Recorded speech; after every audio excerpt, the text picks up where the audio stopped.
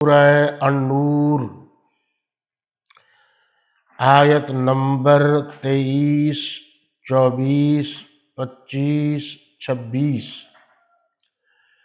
صفحہ نمبر 452، صفحہ نمبر 452۔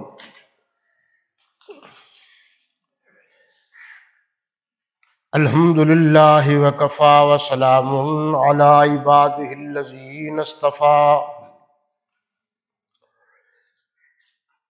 اما بعد فاعوذ باللہ من الشیطان الرجیم، بسم اللہ الرحمن الرحیم۔ ان الذین یرمون المحصنات الغافلات المؤمنات لعنوا فی الدنیا والآخرہ ولہم عذاب عظیم، یوم تشہد علیہم السنتہم وایدیہم وارجلہم بما کانوا یعملون، یومئذ یوفیہم اللہ دینہم الحق ویعلمون ان اللہ هو الحق المبین۔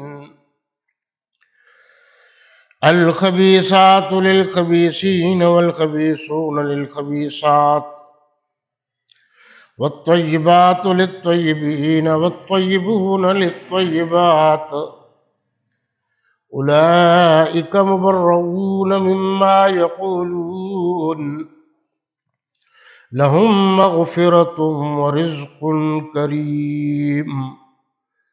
صدق اللہ مولانا العظیم۔ تلاوت کردہ آیات مقدسہ کا ترجمہ سلیس، سادہ اور عام زبان میں کچھ یوں ہے: جو لوگ پرہیزگار اور برے کاموں سے بے خبر اور ایماندار عورتوں پر بدکاری کی تہمت لگاتے ہیں، ان پر دنیا اور آخرت دونوں میں لعنت ہے اور ان کو سخت عذاب ہوگا۔ یعنی قیامت کے روز جس دن ان کی زبانیں اور ہاتھ اور پاؤں سب ان کے کاموں کی گواہی دیں گے، اس دن اللہ ان کو ان کے اعمال کا پورا اور ٹھیک بدلہ دے گا، اور ان کو معلوم ہو جائے گا کہ اللہ برحق اور حق کو ظاہر کرنے والا ہے۔ ناپاک عورتیں ناپاک مردوں کے لیے ہیں، اور ناپاک مرد ناپاک عورتوں کے لیے، اور پاک عورتیں پاک مردوں کے لیے ہیں، اور پاک مرد پاک عورتوں کے لیے۔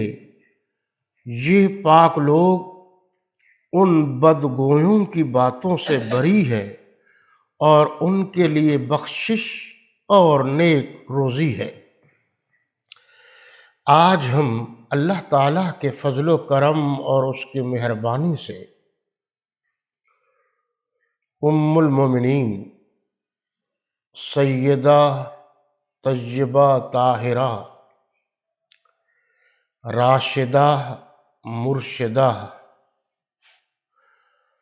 مخدومۃ المسلمین والمسلمات،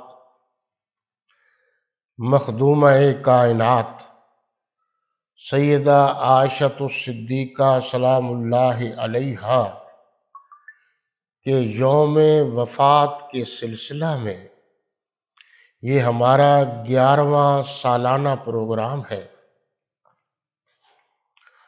رمضان المبارک کی 17 تاریخ ہے اور 58 ہجری کو صدیق اکبر رضی اللہ تعالی عنہ کی یہ صاحبزادی حضور اکرم صلی اللہ علیہ وسلم کی ازواج میں سے سب سے چھوٹی زوجہ مطہرہ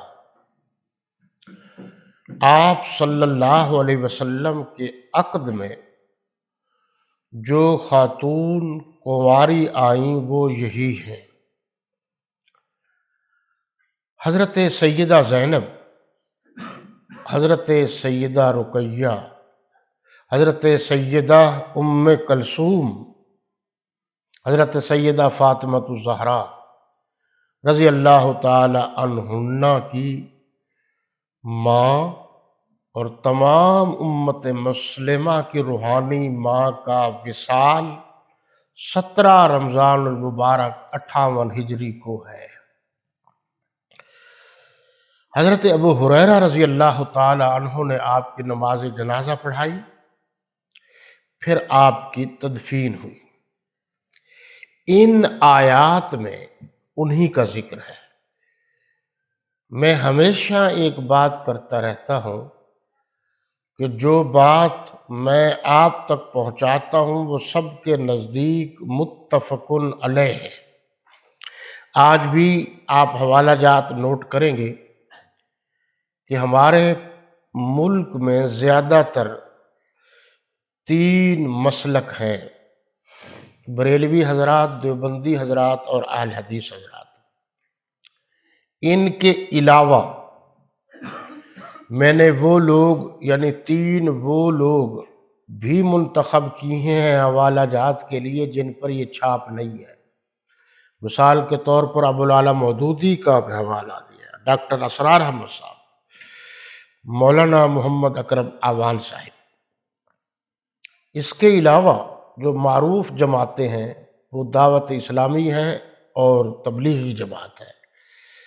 یہ جتنی جماعتوں کا میں نے نام لیا ہے سب کے سب اس بات پر متفق ہیں کہ حضور اکرم صلی اللہ علیہ وسلم کی یہ اہلیہ ام المومنین، مسلمانوں کی ماں۔ بہت سارے لوگ کہتے ہیں کہ یہ ماں کیوں کہتے ہیں، یہ بھی آج ہم قرآن سے آپ کو یہ حوالہ دکھائیں گے کہ اللہ نے فرمایا ہے کہ جناب رسالت پناہ، رسالت مآب صلی اللہ علیہ وسلم کی بیویاں، ازواج مطہرات مسلمانوں کی مائیں ہیں، جمع کا لفظ ہے۔ ہوا کچھ یوں کہ اللہ کے نبی صلی اللہ علیہ وسلم کو خلیفہ اول، خلیفہ بلا فصل، خلیفۃ الرسول، جانشین رسول، جانشین پیغمبر، سید الصحابہ، اول الصحابہ، بعد از نبوت سردار امت مسلمہ، حضرت صدیق اکبر رضی اللہ تعالی عنہ کی یہ بیٹی، جن کا نام نامی اسم گرامی حضرت سیدہ عائشہ الصدیقہ سلام اللہ علیہا ہے، بات ہوئی اور آپ صلی اللہ علیہ وسلم بارات لے کر، اب بارات لے کر جو تشریف لے گئے، بارات میں سب باراتی صحابہ کرام تھے، کوئی ایک باراتی ایسا نہیں تھا جو غیر صحابی ہو۔ یہ بھی خان وعدہ صداقت کو اعزاز حاصل ہے۔ حضور اکرم صلی اللہ علیہ وسلم دولہا تھے، حضرات صحابہ کرام رضوان اللہ تعالی علیہم اجمعین باراتی تھے۔ اس بارات میں کسی قسم کا کوئی ڈھول، تماشا، ناچ گانا یا جو آج ہم خرافات دیکھ رہے ہیں کوئی چیز نہیں تھی۔ آپ صلی اللہ علیہ وسلم تشریف لے گئے تو حضرت صدیق اکبر رضی اللہ تعالی عنہ نے بارات کا استقبال کیا، بٹھایا، دودھ سے تواضع کی۔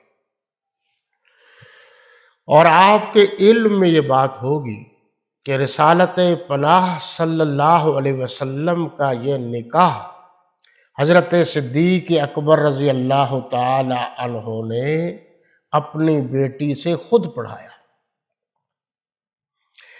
ادھر حضرت علی المرتضیٰ رضی اللہ تعالی عنہ کی اہلیہ حضور صلی اللہ علیہ وسلم کی بیٹی اور بیٹیوں میں سے چھوٹی بیٹی حضرت فاطمۃ الزہرا رضی اللہ تعالی عنہا کا نکاح اللہ کے نبی صلی اللہ علیہ وسلم نے حضرت علی المرتضیٰ رضی اللہ تعالی عنہ سے خود پڑھایا۔